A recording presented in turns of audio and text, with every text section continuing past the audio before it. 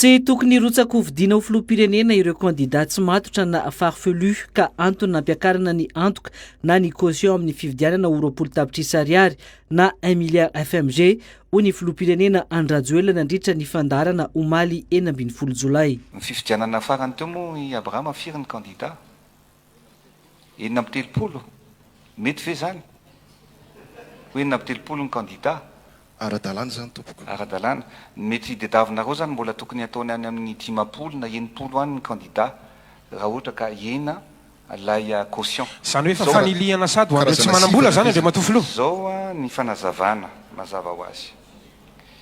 Ny caution zareo tsara fa talohana metrahantsika ny CENI dia ny kandida rehetra no miantoka ny bulletin.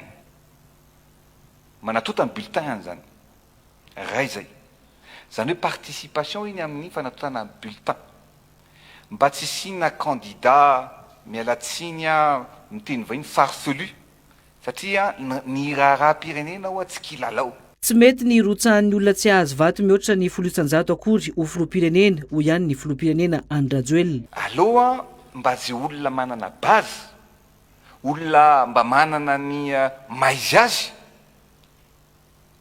ny olona manana stature manana programme no ilatsaka filoham-pirenena ka iny mikasika an'le caution lazainao iny participation iny fa rehefa mihoatra ny 10% ny vato azony dia miverina aminy anay iny ka ndika an'izay zay olona manana eritreritra fa mety ho latsaka ny 10% ataoko angamba fa tsy mety kosa ilatsaka filoham-pirenena.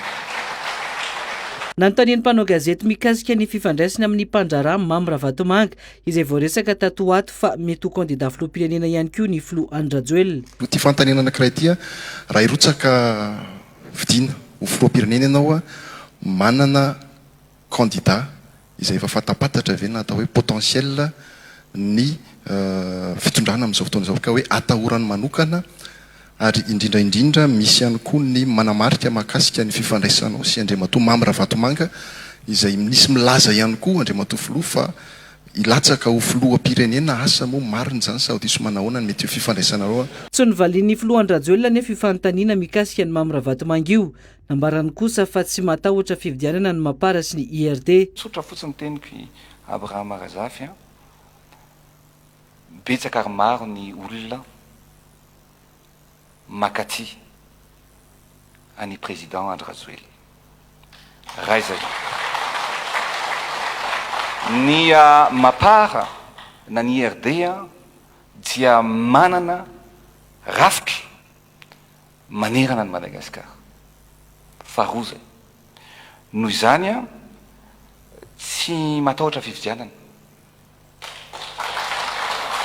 Mbola naveriny Gasikara feno soa indray moa ny fanontaniana mikasika ny Mamy Ravatomanga io fa mbola tsy novaliany ny filoha Andrajoelina ihany koa. Andriamatoa filoha satria na ray moa zany tsy mifanalavitra n'izay fanontaniany Abraham Razafy zay nisy fanontaniana ihany moa teo napetrany mahakasika ny PDG Mamy Ravatomanga tsy voavaly fa tena marina tsy ny antoko IRD tsy ny vovonana IRD na ny antoko TGV no ametrako ny fanontaniana fa ianao filoham-pirenena Andrinina Rajoelina mihitsy satria raha miresaka politika dia tsy maintsy zay no fifaran'ny resaka ary mahafinaritra mahita an'ireo satria porofo fa mbola be mpanohany ianao nampikambana ny gouvernemanta na ireo solombavambaoka sy ny maro hafa manatrika eto ny fanontaniako Andriamatoa filoha dia tsotra ho kandida ho filoham-pirenena ve ny filoha Andrinina Rajoelina satria ny 7 ny volana Aogositra ho avy zao no isokatra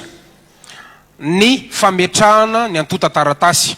Mbola namaly an'io firotsahana ho fidiny io ihany koa ny filoha Andrajoelina. Ka ataoko farariny sy hitsiny raha ny vahoaka malagasy no amezako an'izay valiteny zay fa tsy Gasikara. Tsevina moa fa ny 10 septambra 2024 avy izao no tsy maintsy mametra-pialana ny filoha Andrajoelina raha hirosaka ho kandida amin'ny fividianana filoham-pirenena ny 6 novambra 2024 avy izao.